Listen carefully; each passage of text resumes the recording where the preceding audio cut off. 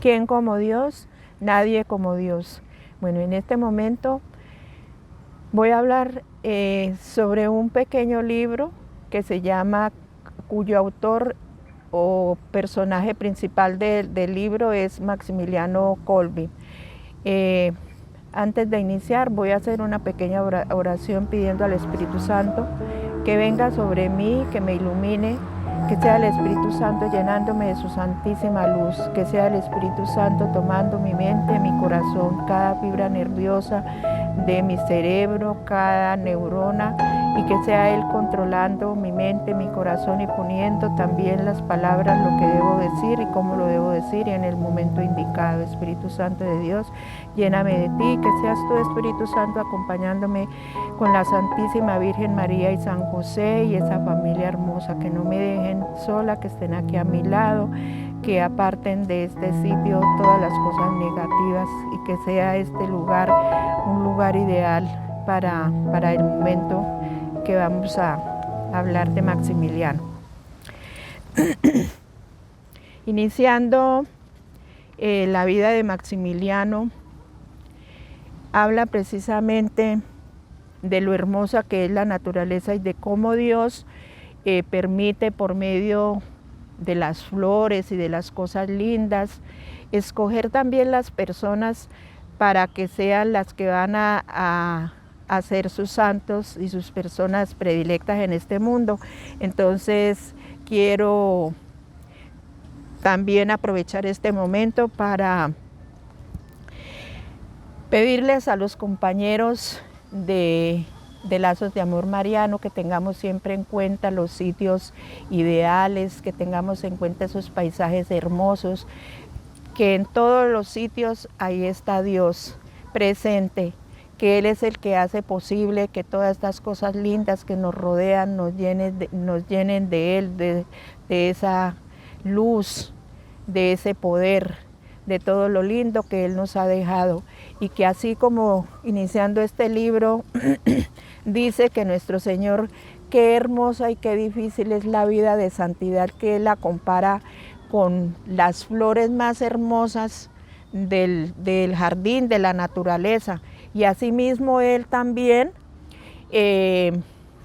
no tiene en cuenta la clase social, no tiene en cuenta los colores ni nada de la persona, ni de las familias de donde proceden esas personas que son elegidas por Él para ser los santos elegidos. Por ejemplo, pueden ser blancos, negros, mestizos, pueden ser pobres, pueden ser de familias pobres, y generalmente todos los santos vienen de familias pobres. Los santos son muy pocos, de pronto los santos que han provenido de familias muy ricas, pero que si han sido escogidos por nuestro Señor, pues seguramente que ellos son capaces de dejar todo, sus riquezas, sus bienes, para poder seguir al Señor, como hizo San Francisco de Asís. Entonces tenemos acá, este libro es el libro de Maximiliano, es el libro del cual yo voy a hablar. Es una historia muy bonita, es un sacerdote que entregó su vida, es un sacerdote que fue muy amante de la Santísima Virgen María, del Inmaculado Corazón de María. ¿Y cómo empezó esta devoción? Empezó de la siguiente manera. Él era hijo de un matrimonio cuyo papá se llamaba Julio y era un hombre que se dedicaba como a la parte artesanal. Y su madre también trabajaba, pero ellos pertenecían a una comunidad que se llamaba la comunidad franciscana. Resulta que ellos no tenían, la mamá no tenía intención de casarse. Ellos habían pensado de pronto más bien irse a la vida religiosa, pero como no tenían comodidades, entonces la señora pensó que de pronto Dios le puso una persona, o ella le pidió a nuestro Señor que le colocara una persona que fuera de buenos sentimientos, que nunca le fuera a reprochar su vida de oración y todas las cosas que ella hacía. Entonces nuestro Señor le puso un hombre que como ella lo pidió, y entonces se casaron, pero la situación económica de ellos pues era muy precaria. Se fueron a vivir, ellos eran de Polonia, se fueron a vivir a una casita muy sencilla, una casita que solamente tenía un salón grande y unas piecitas, y ahí ellos se organizaron sus cositas, y detrás de un armario, cuando empezaron a tener sus hijos, ella de todas maneras, detrás de un armario que habían colocado en la sala, hizo un altarcito a la Santísima Virgen. Cuando empezaron ellos a tener sus hijitos, que tuvieron 6 hijos, pero en algunas partes pues dice que 5, de esos 5 hijitos, 2 murieron de alguna enfermedad, y el que quedó, que era el mayor, que se llamaba Francisco, él entró a la comunidad franciscana, y quedó Ramoncito, que era como que el que lo seguía, que él le decían Raimundo. Entonces, como la familia, los papás eran pobres, pues ellos no podían darle estudio ni nada, y entonces a Francisco le trabajaron, le dieron, ellos con lo que ganaban le ayudaron para que él entrara a la comunidad de los franciscanos, y él se hizo franciscano. Y entonces a Ramoncito le dijeron que él también dijo que quería, pero le dijeron que no podía porque ellos no tenían, como que la situación económica de ellos no era la suficiente para poderle dar estudio y para poderle dar lo que él necesitaba. Entonces él se puso muy triste. Y él siempre se iba y le oraba a la Santísima Virgen. Y bueno, le pedía, y quién sabe qué más le hablaría a ella allá, y cuando él salía de allá, siempre salía como llorando, con los ojos llorosos y todo eso. Entonces, un señor que era dueño como de una farmacia se dio cuenta de que Ramón era un niño muy inteligente, era un niño muy precoz, y como no le iban a dar estudio, entonces él se encargó de darle el estudio, ¿sí? Él se propuso a enseñarle lo que le iban a enseñar en el colegio, y entonces ahí fue donde Ramón salió adelante con su estudio. Y entonces después, cuando ya terminó, que en ese tiempo pues bueno, no sé cómo funcionaba todo lo que era relacionado con el estudio, lo cierto fue que él estudió con el señor de la droguería. Y luego después, entonces ya él entonces dijo, se apareció una comunidad franciscana por ahí cerca donde ellos vivían, y él dijo, que estaban recibiendo niños en la comunidad. Entonces resulta que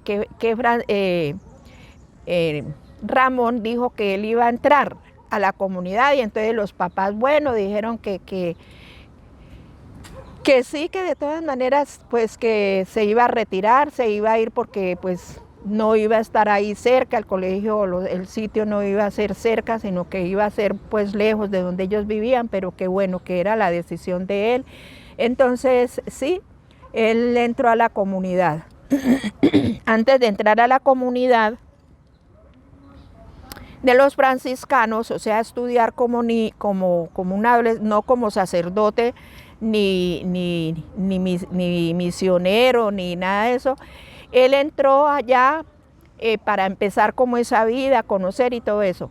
Pero entonces en ese tiempo él, como él era tan amante y amaba tanto a la Santísima Virgen, él iba y le pedía a la Santísima Virgen que ella qué quería de él, que qué iba a hacer. Y entonces cada vez que salía de allá algo, él salía triste. Y la mamá un día lo vio triste, con lágrimas en los ojos. Entonces ella le preguntó que por qué está, ella le dijo fue, yo no sé, Ramón, qué va a hacer de su vida. Y entonces a él le quedó grabado eso. Y él un día se fue para la iglesia y se puso a hablar con la Santísima Virgen y a decirle lo que la mamá le había dicho. Entonces resulta que ese día la Santísima Virgen después se le apareció y le trajo 2 rosas. Le trajo una rosa blanca y le trajo una rosa roja. La Santísima Virgen le presentó las 2 rosas a Maximiliano y le dijo que le llevaba esas 2 rosas, que cuál de las 2 rosas quería, de cuáles de los 2 colores, si la blanca o la roja o si quería las 2. Él le dijo que quería las 2. La Santísima Virgen le explicó, la blanca es la pureza y la roja va a ser el martirio. O sea, San Maximiliano, él ya desde su edad, tenía como 10, 11 añitos cuando eso, él ya sabía, y él deseaba ser mártir, él buscaba todas las formas para esto, porque él sabía, él le había dicho ya a la Santísima Virgen, le había pues como explicado a él todas las cosas. Entonces, ya él empezó a enamorarse más de la Santísima Virgen, que el Inmaculado Corazón de María, y bueno, de todas maneras, él se enamoró mucho de la Santísima Virgen y empezó a fundar, después de que ya estaba en la comunidad, empezó a fundar la milicia de la Inmaculada, que fue lo primero que él hizo. Entonces, un día cuando él se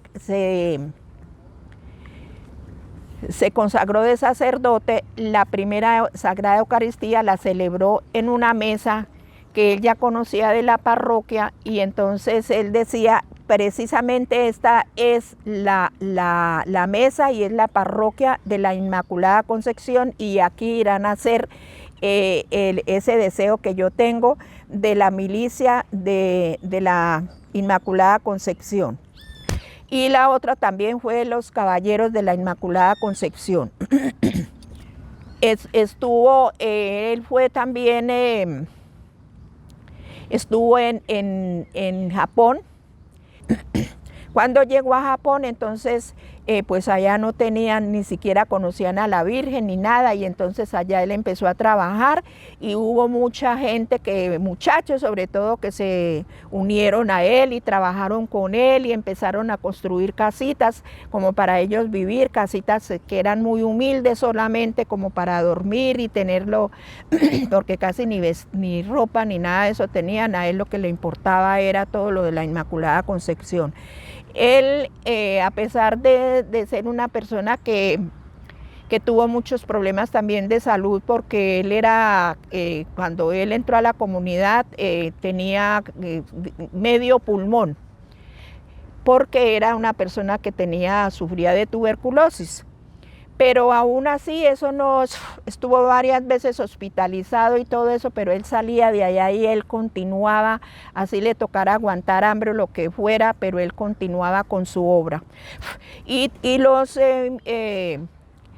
compañeros franciscanos, pues claro, ellos se aterraban de ver que él cómo sacaba adelante las cosas. Tenía máquinas impresoras y empezó a imprimir folletos y volantes de la Santísima Virgen, y eran folletos para niños, para jóvenes, para los adultos de todas las edades, pero él lo hacía y a él le aparecía la plata como fuera. A él nadie le ayudaba ni nadie le... Solamente una vez un familiar de él que vivía en Estados Unidos y fue a Polonia a visitarlos y se dio cuenta del trabajo que él estaba realizando y que no tenía plata ni nada, pues él entonces sí le dio $100, que eso dice que eran millonadas, y con eso él empezó, surtió su empresa y se compró unas máquinas muy sofisticadas y con eso empezó a trabajar. Se adhirieron a él, mucha gente se adhirió a él y empezó a trabajar con él y trabajaban, pero eso sí, de la mano con él casi que de día y de noche.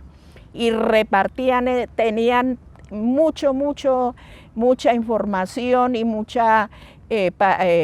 folletos y eso para repartirle a la gente. Cuando empezó la Segunda Guerra Mundial fue muy terrible porque él como que predijo esa situación, todo lo que iba a pasar y eso, y de un momento a otro, de un día para otro, empezaron a aparecer aviones y todo eso, pero cantidad de aviones echando bombas y todo eso, y el primer sitio que bombardearon fue precisamente donde estaba la Santísima Virgen María, donde ellos ya habían empezado a construir, porque ellos ya hacían casitas y cositas como para ellos medio vivir, pero eran chocitas muy rudimentarias. Ellos no se ponían para la Santísima Virgen y para nuestro Señor, todo era lo más lindo, pero para ellos sí era todo lo más sencillo. Entonces cuando inició la guerra, entonces bueno, alcanzó a afectar algo del sitio donde ellos estaban, habían construido y eso, pero entonces pues a eso a ellos no les afectó mucho, y después llegaron y los llevaron a los hermanos, se los llevaron prisioneros, los tuvieron encerrados como 3 meses y entonces ellos no dejaban a Maximiliano. Maximiliano se iba con ellos y él era el que los apoyaba, él era el que los ayudaba, él era el que les decía hagamos oración, hay que ser fuertes, de aquí vamos a salir y todo eso. O sea, él era como el ángel de la guarda para ellos. Y entonces, bueno, salieron de allá, a los 3 meses salieron y continuaron, él continuó con su obra. Y después fue cuando ya empezaron los nazis y el comunismo y todo eso, que hubo toda esa guerra y esas matanzas tan impresionantes. Y fue cuando ya se los llevaron, y ya entonces ahí sí, porque los nazis, ellos le tenían mucho odio, ellos no querían saber nada ni de los sacerdotes ni de los judíos. Ellos decían que los sacerdotes no trabajaban, que los sacerdotes no hacían nada, les andaban dura al padre Maximiliano, le daban pata, le daban puño, lo maltrataban, lo mandaban a cargar los muertos, lo mandaban a cargar árboles, a hacer trabajos pesados, toda esa cantidad de cosas le exigían a él que hiciera. Y él todo lo hacía, y él podía, en el momento, mientras todos esos maltratos y toda la cantidad de cosas que le hacían, él se caía, porque fuera de eso la alimentación era muy precaria. Y fuera de eso también el agua, ellos no tenían pues suficiente agua, o sea, la comida, todo para ellos era muy precaria. Entonces, de todas maneras, el padre Maximiliano entregó su vida de una forma muy terrible, porque él la cambió por un prisionero que había allá, porque lo sacaron una vez, se voló un prisionero, y entonces a cambio de ese prisionero iban a mandar a otros, pues esa era como el régimen que existía. Entonces sacaban gente y la llevaban y la sometían por allá en unos calabozos terribles que los llamaban los campamentos de la muerte. Allá los desnudaban, allá no les daban comida ni agua, y allá morían de hambre, de sed y de todo. Y entonces cuando eligieron a esas 10 personas para ir a reemplazar al que se había volado, entonces pues nombraron los 10, pero ahí no salió Maximiliano. Entonces salió un señor diciendo que él no, porque tenía esposa y que tenía hijos, y que qué iban a hacer. Entonces Maximiliano salió y él dijo que en reemplazo de él, que lo mandaran a él, y así fue. Él lo sometieron a esa vida de tortura, a esa mazmorra, y él era el que les ayudaba a los compañeros para que tuvieran ánimo, para que fuerzas, y que con oración hacían de todo. Yo creo que hasta la Sagrada Eucaristía y todo eso allá, como él podía, lo hacía. Y Y el último que prácticamente murió fue él, pero él no murió ni de sed, ni de hambre, ni de nada, sino que terminaron fue inyectándole un veneno. Y todos las otras tres personas que estaban con él ese día, esas personas pues tuvieron una muerte muy fea, inclusive los verdugos, los que los cuidaban y eso, pues ellos quedaban aterrados, porque ellos morían todos retorcidos y todo, bueno, aspectos muy malucos. En cambio el padre Maximiliano sí tuvo una muerte muy bonita, todo quedó todo como un santico y todo eso, entonces todo eso, todos esos verdugos les llamaba la atención toda esa cantidad de cosas.